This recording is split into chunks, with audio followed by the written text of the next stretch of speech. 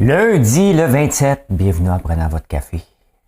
On a eu un week-end exceptionnel, je vais vous parler de ça. Il y a encore un beau lundi qui est commencé. Je vous parle de quoi aujourd'hui? Ah, le QS, est-ce qu'on devrait renommer ce parti-là QI? Ah, on va en parler. Luc Robitaille, il donne sa version des faits pour les Kings. On ne veut pas savoir sa version des faits, on veut qu'il nous redonne notre argent. Je vais d'ailleurs vous donner un vrai calcul de pourcentage de la Ville de Québec, selon mon feeling, hein? Les Tanguy, ça décolle pas, ce monde-là. La meilleure augmentation salariale. On s'entend, on veut tout avoir plus d'argent. Quel est le chiffre que les gens veulent avoir selon leur tranche de salaire? Je vais vous parler de ça. L'Oréal, la fuite des annonceurs chez X. Ben oui, encore. 30 stratégies pour faire de l'argent qui fonctionnent à la bourse et 690 qui ne fonctionnent pas. On va en parler. L'inflation galopante. Les Fruit Loops. On va parler de ça. Ben oui, les Fruit Loops.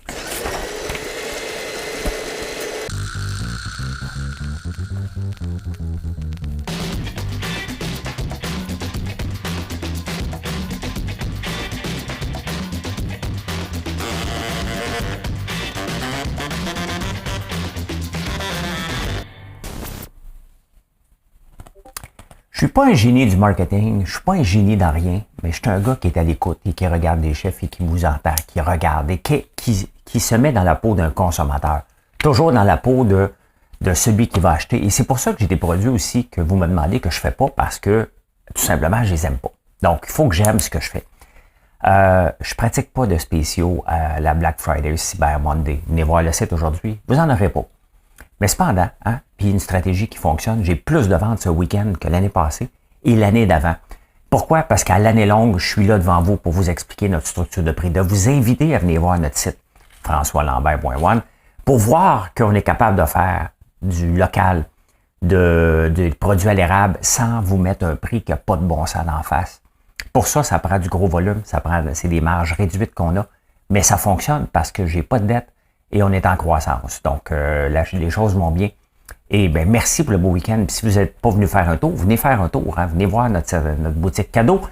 Et on va en parler toute la semaine parce que là, le décompte est lancé officiellement. Il reste un mois avant Noël. Et on veut faire partie de vos vies, que ce soit pour les entreprises, que ce soit pour vous particuliers. Donc, voilà. Hein? Mais en attendant, les maudits Tanguy, moi, j'ai 2 gars. Ça ne veut pas partir. Ben, ils sont jeunes. 22 ans. Et 20 ans, ben, celui de 20 ans, il est parti parce que il revient juste pendant l'été. Mais va-tu revenir jusqu'à 40 ans? Hein? Les statistiques, il y a des stats, j'aime les stats, vous parlez des stats. Ça augmente au Canada. Oh oui, en 2001, 30% des jeunes collaient à la maison, hein, en haut de 20 ans. Et là, c'est rendu à 35%. En Italie, 70%, puis au Danemark, 16%. Là, j'ai regardé parce que, tu sais, moi, je les aime, mes enfants, là. Mais, tu sais, entre 70% et 16% au Danemark, il doit y avoir de quoi, là? D'après moi, la mère à la maison. Ah, vous voyez, hein? Les mères à la maison, puis c'est parce que j'écoute avant le crash, donc je suis influencé.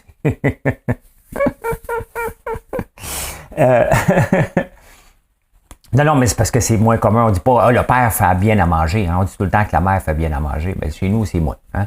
Donc, d'après moi, le risotto est trop bon chez les Italiens. 70% des jeunes ne veulent pas partir de la maison. Il y a même un cas, imaginez-vous, d'une femme qui était plus capable d'avoir ses enfants, qui payait pas le loyer, qui l'aidait pas dans ses mains. Il avait 42 ans, 42 puis 40 ans.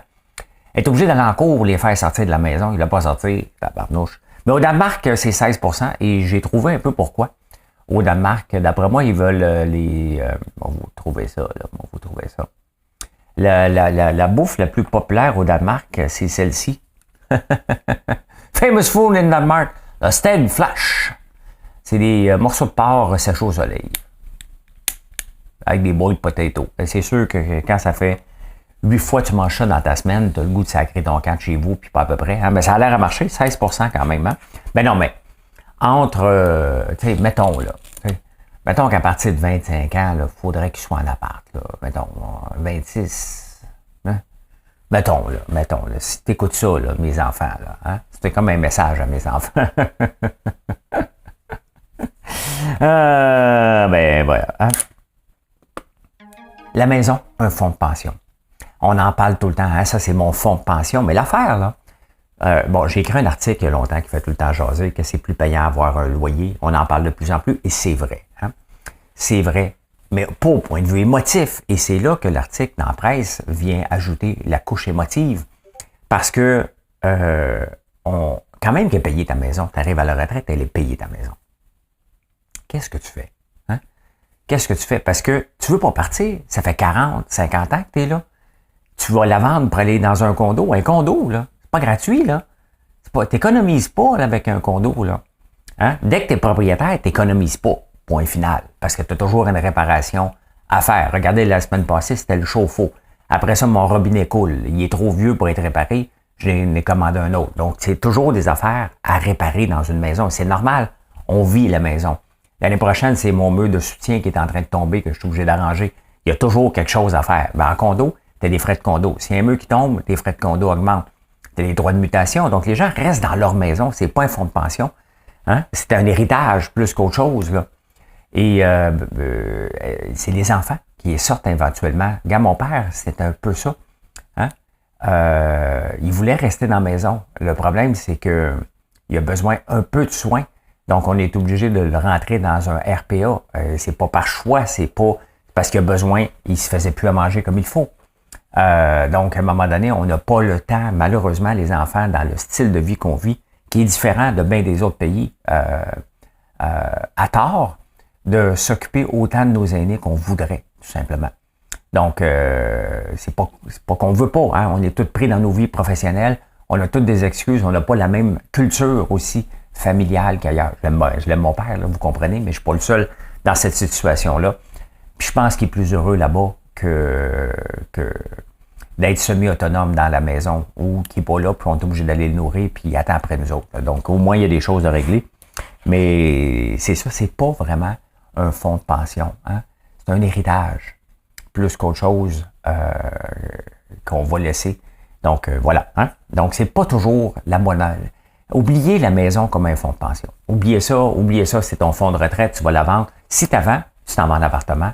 Hein? Oui, peut-être sur une très longue période, si tu étais dans un quartier qui a bien de l'allure, mais tu vas dépenser beaucoup pour l'entretenir au cours de ta vie, ta maison. Parce que si tu ne l'entretiens pas, c'est pas un fonds de pension. Tu as un paquet de troubles quand tu arrives pour la vendre. Hein? Cette semaine, il y a la COP28. La COP28, c'est des débats sur le climat. Et ça se passe à Dubaï.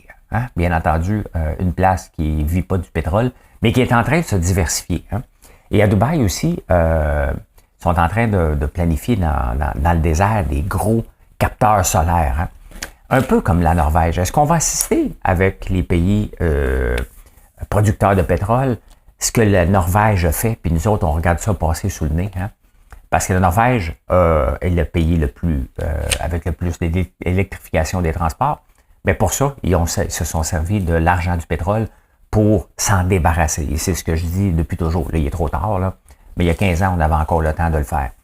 Là, les pays de l'Arabie Saoudite et tous ces pays-là, grands producteurs de pétrole, accueillent un débat, un climat, la COP28, une organisation, et pour qu'on parle qu'est-ce qu'on peut faire du climat, alors que les gaz à effet de serre générés par le pétrole sont les premiers responsables du réchauffement climatique. C'est un peu spécial, j'ai hâte de voir qu'est-ce qu'ils vont en sortir, mais c'est un peu gênant. Ou soit qu'ils disent, écoute, if you can beat them, join them, donc tu t'en vas sur le territoire ennemi, trouver quelque chose, mais c'est sûr qu'il faut faire quelque chose, et non, l'auto électrique n'est pas la bonne solution. Si vous n'avez pas écouté le show hier, allez voir, je parle justement de la Pologne, qui produit des batteries électriques avec du charbon.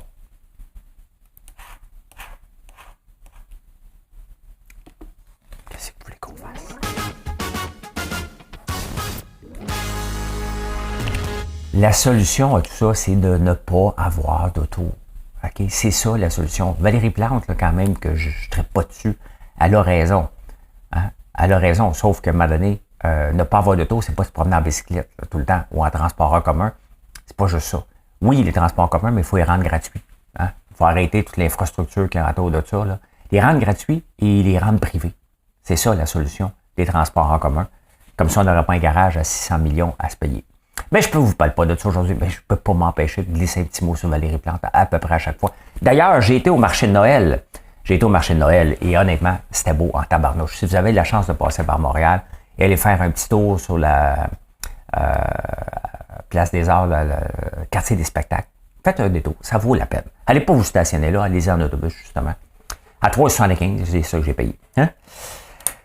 C'était le congrès de Québec solidaire en fin de semaine, fait qu'eux autres, ils ont tout le temps des bonnes solutions pour aller de plus en plus vers le bas.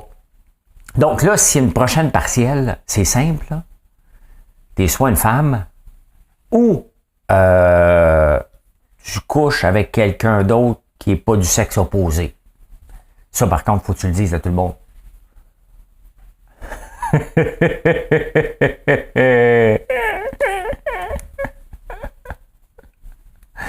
Faut que tu sois non-binaire. Hein? Le parti le plus imbécile, j'aime ça dire ce mot-là, hein? Ça vous fait grincer les dents. Des fois, il l'a pas dit. Ben oui. Sincèrement, on devrait, tu sais, la seule chose, dans le fond, Québec solidaire devrait se renommer QI, hein? Pour le parti avec le QI le plus bas du pays, hein? Tout simplement. Ah oui, là, on va l'appeler le pays, c'est ce qu'ils veulent faire de toute façon. Ils veulent être l'option souverainiste. Tabarnouche, hein? Hein? L'option souverainiste. L'option souverainiste, ça s'appelle le Parti québécois. Ils ont essayé, ils ont le droit. Des fois, dans la vie, tu as le droit d'essayer, puis à un moment donné, là, tu tombes dans l'acharnement. Là. Fait que là, eux autres, ils se disent, hey, c'est sûr, on va aller chercher le plus de monde possible parce que là, faut, tu sais, ouais. Fait que c'est ça, on va regarder avec qui tu couches, quelle position tu préfères. Comme ça, on va te mettre au pouvoir. Tu sais, CQI voudrait... CQI... CQS voulait vraiment arriver avec quelque chose de nouveau. Il devrait dire, nous autres, là, on va faire passer un test de quotient intellectuel à nos députés parce qu'on va avoir les meilleurs. Ça ne veut pas dire que tu es bon parce que tu as un quotient intellectuel, là, mais on va partir avec ça. Là. Pas avec qui tu couches. Hein? Mais c'est ça. C'est ça. Et il pense sortir. J'ai hâte de voir les prochains résultats pas des sondages, mais ouais, ou des élections. Tu sais. Québec, Gabriel Nadeau-Dubois qui a pensé, il dit, après les élections, c'était dur. J'ai pensé 2 minutes, qu'est-ce que je pouvais faire? Qu'est-ce que je pouvais bien faire, moi, là? À 200 000. Consultant. OK. Moi, rester. Hey, les Kings de Los Angeles, le comité, il a dit, ouais, non, on ne remettra pas l'argent, mais il va y avoir des retombées parce que Philippe Nadeau et Pierre-Luc Dubois vont se promener, puis on va les jaser avec le monde, là, tu sais. Je l'aime beaucoup, Luc Robitaille, je l'ai toujours bien aimé. Mais là, regarde, comme dirait Rogatien, comme genre, ta gueule, tu sais. OK. Bon. Regardez ça. J'ai fait le vrai calcul d'Éric Girard, parce qu'Éric Girard fait des calculs, puis lui, il arrive que les chances de Québec sont de 10%. J'ai utilisé ChatGPT, hein, pas de firme de consultation. J'ai été vraiment là, au pif. J'ai dit, OK, parfait. On va faire un tableau. J'ai dit, bon, selon les journaux, tu as Houston, Salt Lake City, Atlanta et Québec qui peuvent avoir la future équipe de hockey s'il y a une expansion. Fait que regardez, j'ai sorti vite fait, là, hein, la population des villes. Donc, de chacune des villes, Houston, Salt Lake City, Atlanta, toutes ces villes-là ont déjà eu des équipes professionnelles, hein. Donc, les Arios de Houston, Grizzlies de Utah, Trashers d'Atlanta. Donc, eux autres viennent de le perdre. Et j'ai dit à ChatGPT, bon, voici maintenant, fais un calcul en basant sur les pourcentages de la grosseur de la ville et, bien entendu, depuis le temps qu'ils n'ont pas eu une équipe de hockey, parce que j'imagine que le temps doit être important, si on calcule les statistiques. Et, bon, pour aller faire ça rapidement, on arrive avec, si une expansion de 50%, des chances d'expansion dans 5 ans, 50%, quel est le pourcentage des villes qui vont l'avoir? Bien, tu as Houston qui a 75% des chances de l'avoir, Salt Lake City 3,77%, Atlanta 13%, Québec 6,63%. C'est le pourcentage basé sur le 50% de la ville. Donc, les chances de Québec sont de 3,32%. Je voulais juste que des fois qu'Éric Girard m'écoute, c'est ça le vrai chiffre. Donc, il n'y aura pas d'engouement, il n'y aura pas... faut arrêter. Tu sais, à un moment donné, il devrait juste arrêter d'en parler.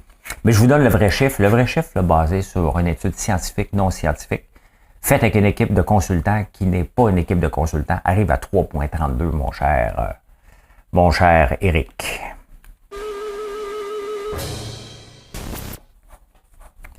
Eh bien, des études ont sorti dans le Wall Street Journal la semaine passée. J'avais pas eu le temps de vous en parler, puis la presse en reparle, fait que je vous en parle. Si vous gagnez en bas de 25 000 la meilleure augmentation de salaire que vous aimeriez avoir, c'est entre 30 et 50 %.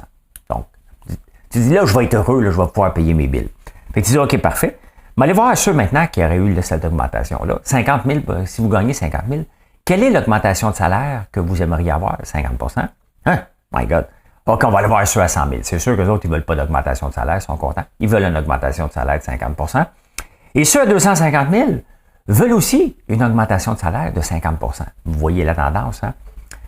On veut toujours avoir plus, puis on n'en a jamais assez, parce qu'on venait un rythme de vie en conséquence de l'augmentation de salaire. Dans la grève actuelle, les gens vont avoir peut-être une augmentation de 3 % par année. C'est pas assez.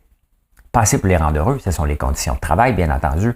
Et ça, c'est le nerf de la guerre. On devrait négocier les conditions de travail avant même de négocier le salaire. Si je vous dis, vous gardez le même salaire, mais vous rentrez à la maison sans souci, hein?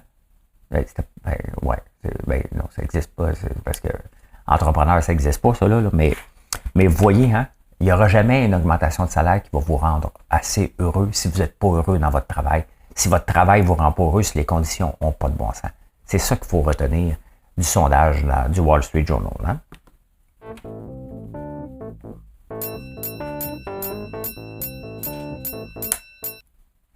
Dans la tribune du dimanche, dans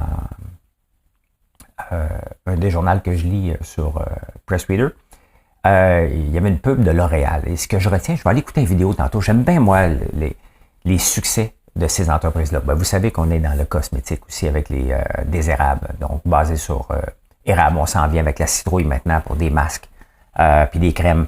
Donc, on prend notre place tranquillement, mais bâtir une réputation, bâtir une division sur le cosmétique comme n'importe quoi, ça prend du temps. On s'embarque sur un processus qui va durer. Ça fait déjà 4 ans qu'on est là, mais on n'avait pas autant de succès que depuis qu'on a ajouté le sérum. Et donc, ça prend du temps. Je le disais sur L'Oréal, je ne sais pas quand ça a été fondé, je vais tout aller écouter ça tantôt. Mais ce que je retenais, 15 000 employés, 11 usines et 79 000 emplois indirects. Et c'est ça l'importance. Hier, je vous ai parlé justement de si les employés du service public veulent avoir des augmentations de salaire, ça prend un secteur public, privé qui est fort. Hein? Ben, regardez L'Oréal, ou regardez votre entreprise, ou même la mienne. Hein? J'ai une trentaine d'employés. Mais quand je regarde ce que on donne comme business à d'autres entreprises, regardez, j'achète des œufs du Québec. Hein? Bon, ça a l'air de rien, mais il y a peut-être un demi-poulailler qui vit grâce à nous. Lui, il embauche des gens. Vous voyez, c'est ça, indirect. Regardez le sirop d'érable. Bon, juste pour les guimauves, c'est un baril de sirop d'érable par semaine et plus. Là, on embarque dans le super sprint du temps des fêtes avec les guimauves, les gaufres qui est fait à l'érable, les beurres d'érable qu'on vend. Donc, on va passer à peut-être 5 à 6, peut-être 10 barils. Ça dépend. Là, je n'ai pas tous les chiffres, là, mais mettons, entre 5 et 10. Ça dépend si on a des grosses commandes d'entreprise. Barils par semaine. Bien, ça, c'est une érablière. L'érablière va acheter peut-être des produits de, mettons, mon fournisseur, LS Bilodeau. LS Bilodeau fait travailler des gens, va acheter de l'équipement. C'est ça. Quand on encourage, puis là, j'aime pas le mot encourager, mais quand on fait confiance à une entreprise locale, ben, on le voit, l'impact. Hein? Si elle fait confiance à des entreprises locaux, dans la majeure partie du temps, des fois, on va être obligé d'aller à l'extérieur. C'est une question de rentabilité. Mais la plupart du temps, ça finit toujours par des emplois créés au Québec, tout simplement. Et c'est ça que je retenais de L'Oréal. Et c'est ça que vous devez aussi retenir si vous voulez faire une différence dans l'écosystème. Mais cependant, ça prend des entreprises qui, je vais me mettre dans l'eau, qui, comme moi, pratiquent une stratégie de prix qui n'est pas gourmande, tout simplement, parce que vous ne voulez pas encourager, vous voulez choisir une entreprise, vous voulez connaître l'entreprise qui va vous faire être transparente quant à sa structure de prix. Et c'est là qu'on fait une différence tout ensemble. Hein? La fuite des annonceurs chez X, hein, ça va pas bien. Là, c'est rendu Coca-Cola, Airbnb, Microsoft, puis il y avait IBM la semaine passée, il y en avait un paquet d'autres, parce que Elon Musk écrit des niaiseries par rapport aux différentes guerres dans le monde. Un sujet que je n'aborde pas. Ça ne m'intéresse pas. Je ne suis pas un spécialiste. Je ne vis pas là-bas. Je ne comprends pas toutes les virgules. Je compte la guerre, point. Donc, ça ne m'intéresse pas de voir ça. Je compte l'armement parce que ça ne m'intéresse pas. Je l'ai dit hier. Des fois, les mots ne sont pas suffisants et c'est pour ça qu'on a le middle finger. Mais ouais, ça continue chez X. Une chance par bourse parce qu'on le verrait dégringoler en tabarnouche. Hein? Hey, écoutez, je suis tombé sur un article, mais il faut payer, je pense, pour l'avoir, mais je vous le montre pareil. Je vous le montre pareil. Il y a un Dimensional Group qui a trouvé We found 30 timing strategy that work and 690 that didn't. Hein? Ce qu'il faut retenir, hein? Il y en a plusieurs, vous pouvez le trouver, le Dimensional, vous avez juste à taper ça, vous allez le trouver. We found 30 timing strategy, vous l'avez là, je vous le laisse là, le temps que je parle de ça. Mais tout ça pour dire qu'à la bourse, la meilleure stratégie, c'est d'acheter des bonnes compagnies et de les garder. Ça reste que d'essayer de trader puis trouver, OK, là, à monter, telle nouvelle, je vais la vendre, je vais la racheter. Tout ça, c'est une stratégie que tu es appelé à perdre dans 690 fois sur 720. Hein? Et c'est pour ça que le day trading est difficile, les 95% des day traders. J'ai fait beaucoup d'argent en day trading, j'en ai perdu aussi. J'ai pas la twist là, en ce moment. Vous me demandez quand est-ce que je vais en faire. Je suis pas à veille d'en faire. C'est un art qui se pratique, il faut être sharp et j'ai pas le temps. Je m'occupe de mon entreprise et j'ai vraiment pas le temps. Donc, ce que je fais par contre, je tiens aux compagnies que j'ai. Coca-Cola, je l'ai depuis longtemps et j'investis chaque mois dans des S&P 500, dans des fonds technologiques aussi. Donc, un peu à chaque mois. Donc, et ce rendement-là est un rendement, ben, moi, qui me rapporte dans les différents fonds que j'ai choisis, puis même dans les S&P 500, qui rapporte du 10%. Donc, vous risquez de perdre dans une proportion de 690 fois sur 720. Hein? Et les 30 qui marchent, ben, il faut que tu sois capable de le timer. Et ça, quand même que vous pensez que vous l'avez pas tant que ça. Hein? Donc, vous pouvez lire là-dessus. Ça semble assez intéressant. Mais la meilleure stratégie, c'est tout simplement de choisir des bonnes compagnies et de les garder longtemps. La méthode Buffett, tout simplement. Hein? L'inflation galopante en Turquie. Écoute, on est rendu avec un taux d'intérêt. Ici, on a un taux d'intérêt quoi, de 5%, plus les marges des banques, 7%, 8%, dépendamment de votre degré de risque. En Turquie, on est à 40%. 40% de taux d'intérêt. Et ce qu'avait fait le président, quand il est arrivé il y a 4 ans, il a dit non. Les taux d'intérêt bas, là, élevés, nuisent, font augmenter l'inflation. Il n'avait rien compris. Hein? C'est le contraire. Donc, plus le taux d'intérêt est élevé, plus le taux d'inflation va baisser. Lui, il a dit non. Moi, je connais ça. Toute la gang d'économistes dans le monde, ils ne marchent pas. Fait qu'il a décidé, lui, de changer ça. Ben, je vais vous montrer ce que ça a donné. Une stratégie de gens, quand on met des gens qui ne sont pas compétents au point de vue finance, on en a un paquet ici au Québec, là, pas au Canada, là. Puis dans les villes, ben, regardez ce que ça donne. Hein? Taux d'intérêt était à 20%. Ça fait longtemps qu'eux autres ont un taux d'intérêt assez élevé. Donc, tu as tout le temps à peu près dans le 10%. Ça a monté. Puis là, lui est arrivé au pouvoir. Il a dit non, on coupe ça, les taux d'intérêt, on amène ça à zéro. C'est pas ça qui fait monter l'inflation. Ben, regardez l'inflation monter jusqu'à 80%. Descendu à 40 et remonté à 60. Et là, le taux d'intérêt de la Banque centrale, je ne sais pas comment il a fait pour contrôler la Banque centrale, mais bon, c'est pas des pays aussi civilisés politiquement que nous autres. Même ici, la Banque du Canada se fait influencer par Justin Trudeau qui envoie des messages un peu contradictoires pour essayer de l'influencer. Donc, imaginez-vous dans des pays au poids de vin facile, on va dire ça de même. Là. Donc, la Turquie, maintenant, a un taux d'intérêt de 40%, puis ils vont le contrôler, l'inflation. Ils vont le monter, puis le président de la banque a dit « No way, maintenant, on va le monter tant aussi longtemps qu'on ne vient pas un taux d'inflation, qui eux autres aussi doivent arriver à 2%. » Donc, vous voyez l'impact de l'inflation. Pourquoi qu'on a des taux d'intérêt élevés? C'est pour contrôler. On ne voudrait pas arriver avec un taux d'inflation à 80% non plus. Ça pourrait arriver si on faisait la même stratégie. Hein? J'avais des discussions en fin de semaine par rapport aux firmes de consultants. Tu sais, je vous ai montré ChatGPT pour me donner un pourcentage de la ville. Je ne l'ai pas poussé, je n'ai pas été trop loin. Mais tu sais, avec la saga qui s'est passée la semaine passée avec ChatGPT puis le président qui ont mis dehors, qui ont ramené, c'est que lui, il va aller plus vite. Microsoft va aller vite, puis les grands penseurs disent non, il faut se calmer les nerfs. Ben, tu sais, l'intelligence artificielle comme ça, qu'on utilise, le GPT-4 Turbo, ben, est assez intelligent, mais il fait beaucoup d'erreurs, il fait des hallucinations. Là, on s'en vient vers la vraie intelligence artificielle, la vraie de vraie, qui va être plus intelligente qu'un humain. Donc, si on arrive à ça. Si aujourd'hui, je suis capable d'écrire un rapport pour me donner des indices si je devrais investir dans le tramway ou pas dans le tramway, des choses comme ça. Imaginez-vous quand l'intelligence artificielle va être là vraiment. À quoi va servir les firmes de consultation? Regardez, moi, la semaine passée, je vais vous montrer de quoi. Sur mon site. Hein? Regardez, j'ai pas eu besoin de programmeur. J'ai quand même quelques notions de programmation, mais je suis capable de modifier du code, mais je suis plus aussi habile pour en faire. Je m'en viens, mettons, à la guimauverie. Oh, que c'est beau. Hein? Et là, je choisis, mettons, la guimauve de Noël. Regardez ici, on appelle ça un fil d'Ariane. Page d'accueil, la guimauverie et guimauve de Noël. Ça, j'ai demandé à ChatGPT, donne-moi du code pour ça. Il le fait. Il y avait quelques exceptions. Je l'ai fait corriger. Hein?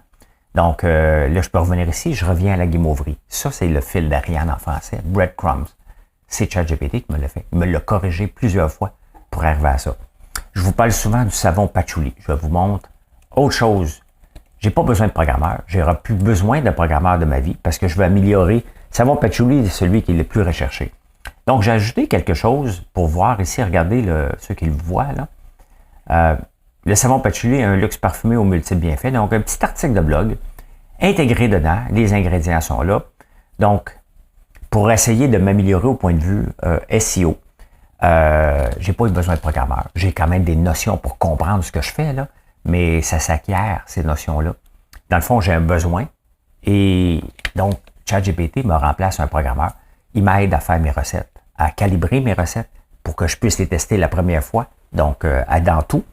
Donc, je pense que les firmes de consultation, à un moment donné, hein, le gouvernement, au lieu de donner de l'argent à McKinsey, devrait développer des gens qui maîtrisent ChatGPT pour avoir une bonne des analystes qui vont être capables de consulter, de valider les données pour pas qu'ils fassent des hallucinations. De toute façon, je pense que même des consultants chez McKinsey qui font des hallucinations un petit peu. Hein? Insolite.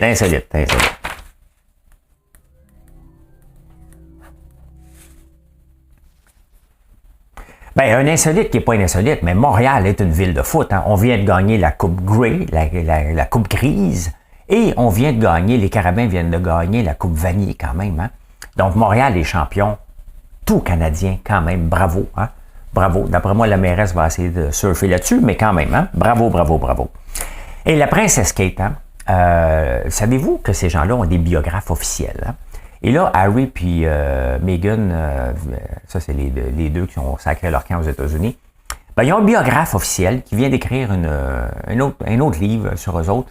Et elle parle de la princesse Kate qui n'a pas parlé depuis 2019. Puis elle dit, elle là, est terrorisée dans la vie, dans tout.